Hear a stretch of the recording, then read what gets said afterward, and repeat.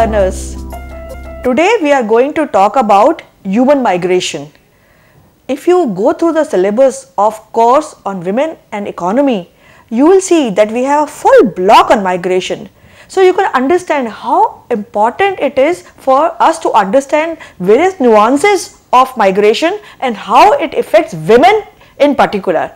This program is in two parts. In the first part of the program, we will be talking about the concepts related to migration and feminization of migration. And in the second episode of the same program, we will be discussing international perspectives of women and migration. Today, as an expert, we have with us Dr. Bhupender Joshi, who is an associate professor with the Center for the Study of Regional Development, Jawaharlal Nehru University, New Delhi. He is a widely published scholar and an internationally acclaimed resource person in demographic issues. Welcome, Professor Joshi, to our program. And today, as I discussed with the learners, that we will be first of all talking about the concepts, the various nuances about migration. So, would you please tell us what is understood by human migration?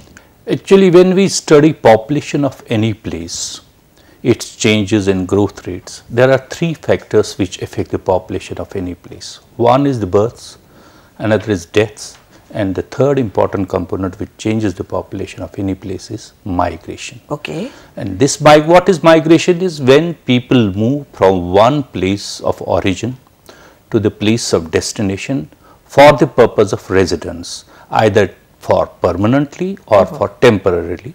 That's called as a migration. Now, migration can be having different scales. We have migration like from the historical times, we know people moved from one continent to another continent. Exactly. Then from one country to another country and also within the country. So, migration streams can be three: intercontinental, continental and domestic migrations. So, how do you measure this movement of people, as we call it, place of origin and destination? Isn't it a very fluid kind of measurement? So, how do you come to precise figures that so many people have moved from one place to another? Yeah, you are absolutely right. It's very difficult to measure the migration because the concept of migration itself, because you know people move also for short distance and then they come back. Now, in case of census of India, we measure migration through two methods. One is called place of birth. If a person is recorded other than the place of birth, he is considered as a migrant. And from 1971 onwards, another component was added to that, that is the place of last residence. Then we ask the question to the people, what was your last residence? And if he says the last residence was different than what is the present place of residence, then we measure it as a migration. So, census takes two components, migration based on the place of birth and migration based on the place of last residence. This is the way census collects its data, and census is the only source which provides information on migration. Of course, there is another source which we call National Sample Survey Organization, but this source is, they don't conduct survey on the census scale. It is a sample survey. So there are several rounds, and the latest round through which the data was collected in SSO was 64th round. What are the possible causes of human migration? You see, human migration, there can be two basic. One is voluntary migration, when a person moves of its own choice from one place to another place. Another is involuntary migration, which is forced to move from one place to another place. Now, if we talk about involuntary migration, then there could be many causes. It could be, for example, there is a push from the rural areas, they don't have the job opportunities and they are forced to move from rural areas to seek job opportunities. This could be one. Either there could be a digital disaster and people are forced to move from the place of origin to other place. Third could be because of political reasons also, there is unrest. So, this could be involuntary migration, that the people are moving not because of their own choice, but they are compelled and forced to move. Okay. But other set of migration is which is voluntary migration. Again, voluntary migration we can divide into two. One is social migration, that is for marriages. People move for marriage, and usually in Indian situation, it is the women who has to leave the parents' house and she has to go to the husband's house. So that's voluntary migration, but it will fall under the social migration. Other voluntary migration is people move from better opportunities. They find that the jobs are opportunities in the urban areas or even any other place, so they will move. Or they also move for education purposes. Better education facilities are available there, so they will move. So this is called as a voluntary migration, where the people, and third is that they find that other place there is a new, lots of resources are available there, and for them it is better to move that. So they will move because there are enough opportunities and resources available. So these are called as voluntary migration. But and one more, involuntary migration, whether you may fit it or involuntary or voluntary, because here is a deceit. For example, most of the women are deceived, are told that we are providing you better jobs, we are providing you marriage, and we will give you all these kind of things. But when they leave the place of origin and move towards destination, they find themselves in a helpless condition, because then they are at the whims of these people who have taken them. That kind of is called as a human trafficking. Although it is not a part of migration, but it is a part of migration in the sense, because there is a deceit. The person has not moved, voluntary is there, but he or she has been told some false things, because of which he moved out. So that is called as a human trafficking. Yeah, that's a very important aspect which you have touched upon, that how migration is different from trafficking. Absolutely. I come to my next question to you, Dr. Ruchi. We have heard about two terms like immigration and immigration. Right. What is the difference between the two? Because for our learners, it will be interesting to know that how are two terms used in different ways. Now, one is spelled as E-M-M-I-G-R-A-T-I-O-N, immigration. That is when a person moves from the country of origin to some other country. Okay. That is immigrating from his own place to other country, that is called immigration. And another is spelled as I-M-M. So that means when the person from other country is coming to the place of origin. Okay. So that is called immigration. So in migration to a country is immigration, and out migration from the country is immigration. EMI. That is the simplest way. Yeah, you have made it very easy for our learners. Then comes the next point, which is what are the impacts of migration? Now, before I would like to this impact, that's a very important. We know this domestic migration, as you know. Okay. Now, domestic migration can be short term, long term, and within the villages also. Within the villages also? For example, person moves from within the village to other nearby village also. Next, which is short term, they move for a marriage purpose, because usually marriages are done within the cultural society, within the cultural system. So they try to see that. So that is a very short term migration. Then is another migration is within the district also. Okay. In fact, the majority of migration in the country which has been is within the district. You will be surprised to know that nearly 85% of the migration in India is accounted within the state itself. Okay. Within the state they move, and most of them is for the marriage purposes, as we know, and also they move to the nearest urban town for the job opportunity purpose. Now you have asked another question: why do people migrate? As I've told you, migration reasons could be social reasons, educational reasons, and economic reasons, and of course then the natural catastrophe or disasters because of people have to move, or there could be political reasons for that. Now, when we talk about social reasons for migration, the most important is the marriage, because in our system of institution, usually the girls get married and they move to the place of their husbands. That is one of the major. So now we call it migration. Migration. It's a migration, but of course, social migration. Okay. Second is work opportunities. Now, since most of the rural areas have already either there is underemployment, or there is also disguised employment, so therefore people want to move to better avenues, and one of the way is to go to that place, and usually this kind of opportunities are found in the urban areas. So there is a majority of the migration from rural areas to urban areas for the sake of better opportunity, income, for economic purposes. Third is also nowadays, which has during last 2 decades, especially after globalization, because now the education has become a very important component. Quite a lot of people move from the place of origin for seeking better educational services and facilities. And since better education services and facilities are usually available in the urban areas, so they move from rural areas to urban. And another is, now we have also seen in the urban areas there is a trend, there is a demand for domestic workers. And we have seen during last 2 decades, the people from the rural areas, usually they used to come, only male migration used to take place, but now of late we have seen they move along with their families. Why? Because they feel that the male person is also getting job, but the female is put into the domestic purpose. And we have seen during last 1 decade, there is quite a huge proportion of migration is for domestic purposes. For domestic especially for women now. What do we understand by feminization of migration? Migration was a universal phenomena where both men and women used to move for better opportunities, better purposes, and better job opportunities. That was the normal course. And of course, social migration used to take place. Women used to get married. But of late, especially after globalization, the organized sector of work has come down.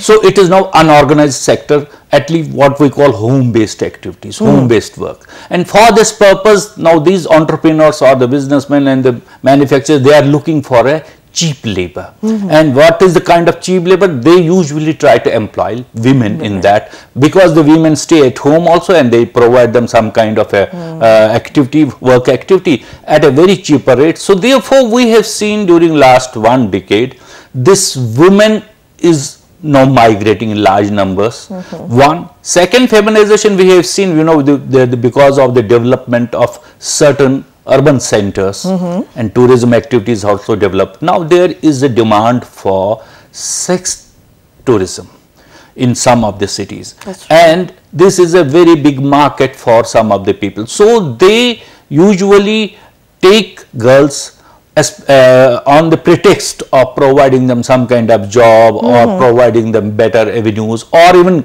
they tell them falsely that we'll get you married without dowry, because parents in the rural areas, they feel that they cannot provide dowry to their daughters. So once a person goes to them and tells, okay, we'll get your daughter married without dowry, he willingly sends the girl with this person. And that is also, as I've told you, that is basically human trafficking, because no doubt there is a willingness, but the willingness is all the deceit, because neither the girl nor the parents have been told the actual facts why the girl has been trafficked or moved from the place of origin to the place of death. So these are, feminization is for domestic work activities to a large extent, home-based work activities, and also for this human trafficking. This is a human big parameter at present which is taking place. How does trafficking impact women as a gendered category?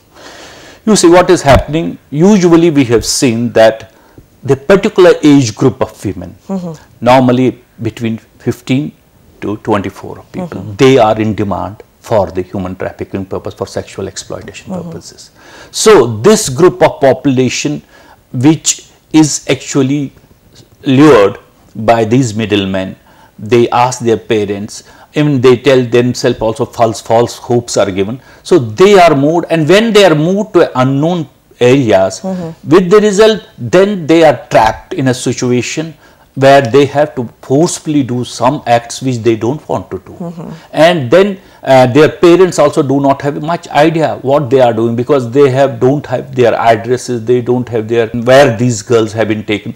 So with the result, the whole adulthood of the women is wasted, destroyed, and ultimately once they become around 30 years, then they are thrown back, and neither society accepts them back nor the people accept them where they have gone. So with the result, their lives are wasted. Can you enlighten us about the research which has gone in this kind of activity, so that our learners know that it is not only a kind of a propaganda, but it is a reality which is happening with women, especially in Andhra Pradesh? You see, there are Child and Women Department as well as UNIFEM, now it is renamed as UN World. They have done a lot of studies on these issues, and there are several non-governmental organizations who are working on these issues. And we have found out through research activities that there is a huge proportion of girls who are lured for this marriage purposes, and then falsely. And then now I will tell you one more component which has come into the figure, because this Haryana, the sex ratio balance is, and they don't get even daughters for the marriage. Now new component has come into the being, that some of the parents want to get their sons married, and usually the girls are selected from Bihar and West Bengal for this purpose. So they are trafficked. They are asked that you are coming for marriage purpose. Marriage is just a social institution for them. But when these women or girls reach to their places, and they are working in the field, they don't, because they have different culture, they don't understand the culture, so they are suffering there, and ultimately they don't have a freedom of speech, freedom of discussion, freedom of talking. What they are basically, they are literally slaves in their houses, and yes, they are provided some kind of food, that's all, but the nature of work they do. In fact, one of our student has recently done a study in these 2 villages of Haryana, where they found that nearly in these 2 villages they found 50 women from Bihar were bought for marriage purposes, and then this girl student talked to these women, what are their problems, and they confess that the basic problem was culture differences. They have serious cultural differences, language barrier, food, language, and then also they feel that they are not at all having, because if they would have been married in the nearby places, they would have gone to their parents' place regularly. So this is, they are away from the main roots. So this is another issue which these women are facing in such situations. Okay. So under the technical terms, will you call this kind of relocation trafficking or migration?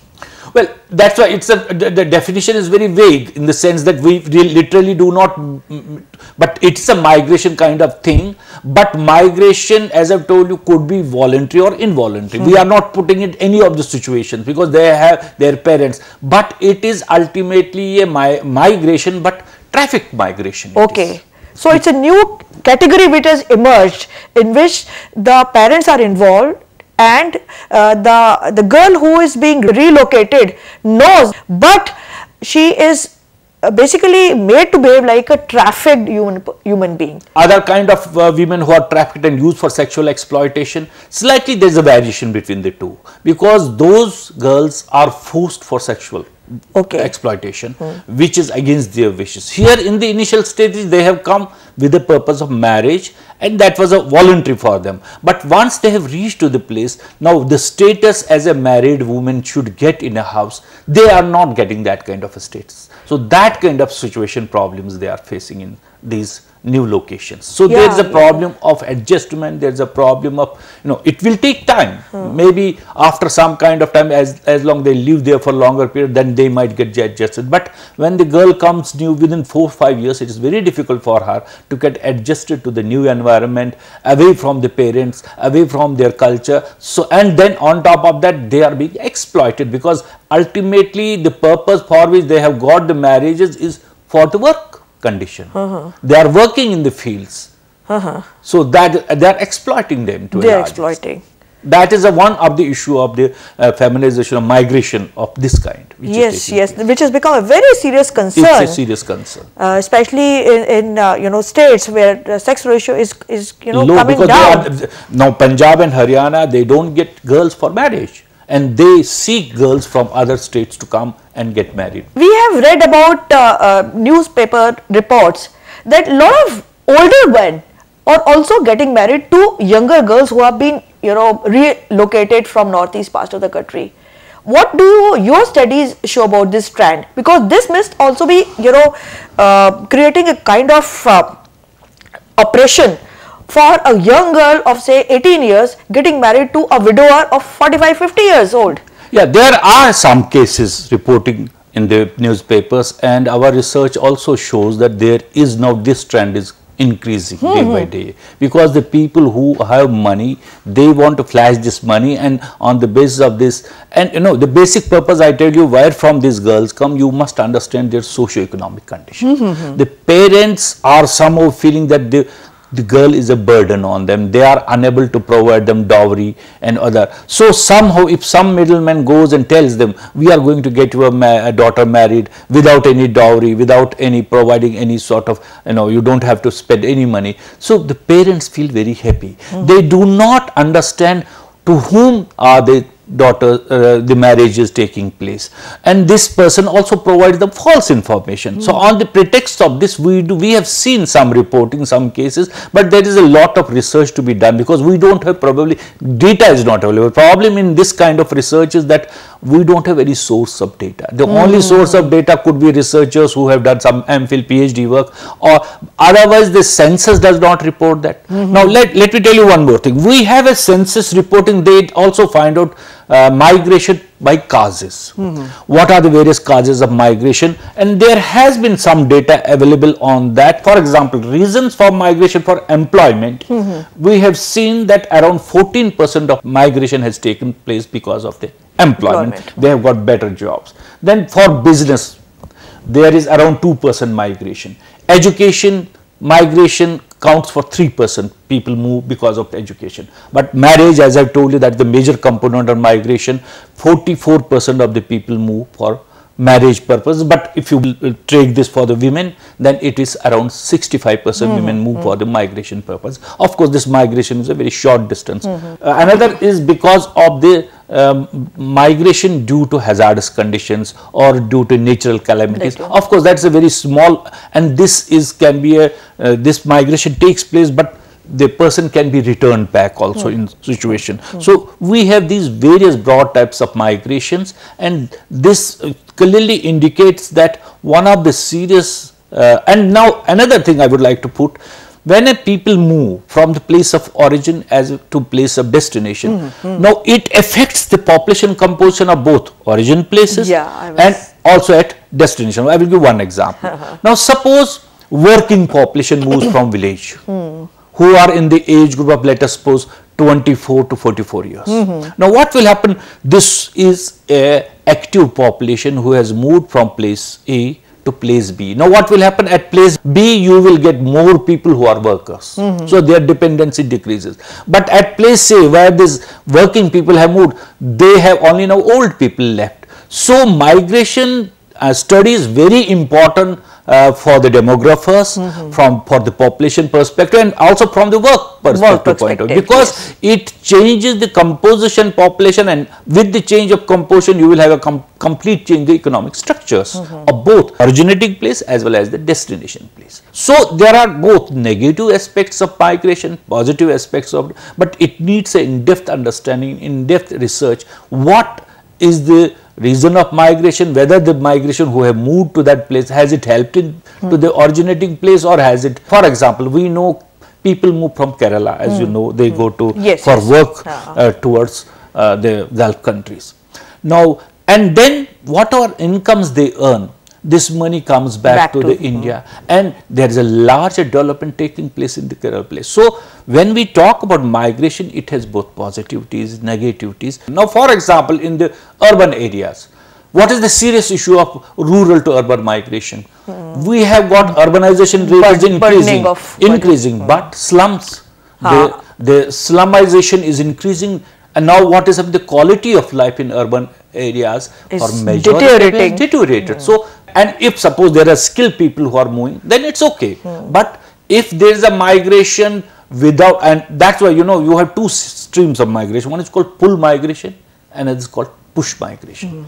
Pull migration is if a place has got enough opportunities to attract the people. So that's very good. As long as people are pulled and they are, you know, suppose if I know, if I go to Mumbai, I have provided job there, I am all other facilities. So it's a pull for me. So I would like to move.